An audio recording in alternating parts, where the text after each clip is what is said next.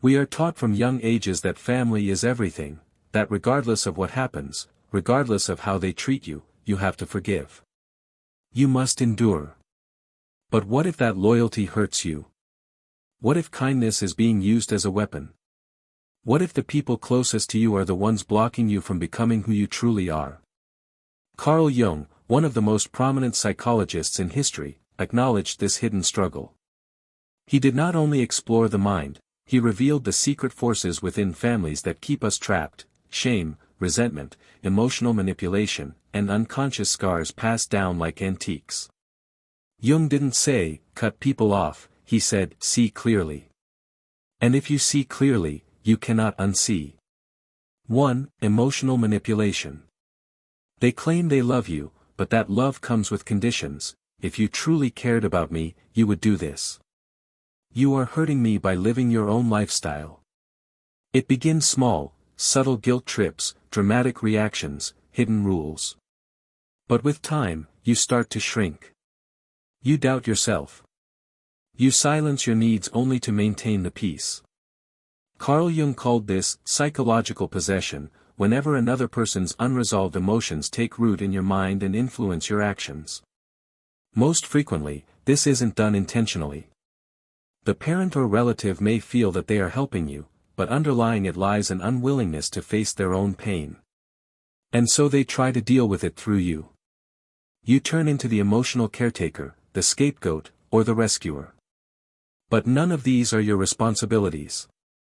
You were not born to carry the emotional burden of another person. If you tolerate emotional manipulation, you stay trapped in another person's unconscious habits, never free to write your own story. Acknowledging this is the initial step. You do not need to despise them, but you do have to stop fueling the cycle. 2. Suppression of your real self. Suppression of your real self, for example, don't talk like that. Why do you constantly choose to be so different? You're embarrassing us. In certain instances, the harshest rejections don't come from strangers, they come from the ones who raised us. They do not scream, they shame. They shape you into what they believe you should be while gradually taking off who you truly are. Carl Jung believed that every person is on a path toward individuation, the process that makes them whole and truly themselves. But this path is frequently hindered by societal expectations, culture, beliefs, customs, and even family. Jung said, the privilege of a lifetime is to become who you really are. But what occurs when your family perceives that real self as a threat? Perhaps you think differently, choose a different profession, or just have a different personality. They strive to transform you into an image that suits their comfort zone since your freedom reminds them of their own fear. But here's the reality, you are not here to be a mirror for another person's comfort. You are not here to live a life on a different person's script. You are here to be whole, and anyone, family included, who insists that you dim your light does not truly appreciate the real you. They like the particular version of you that makes them feel comfortable, and that is not enough. 3. Frequent criticism disguised as concern. Certain family members disguise their cruelty in the name of love. Their words hurt deep, yet they put on a mask of compassion. They call it transparency, they call it caring. But it never feels like either. Carl Jung warned us about the dark, unconscious aspects of ourselves we refuse to acknowledge. And here's the painful truth, those who frequently condemn you are usually speaking to the parts of themselves they have disowned.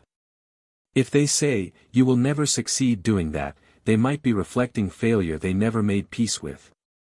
If they claim you're not competent enough, they may be indicating their own fear of being helpless.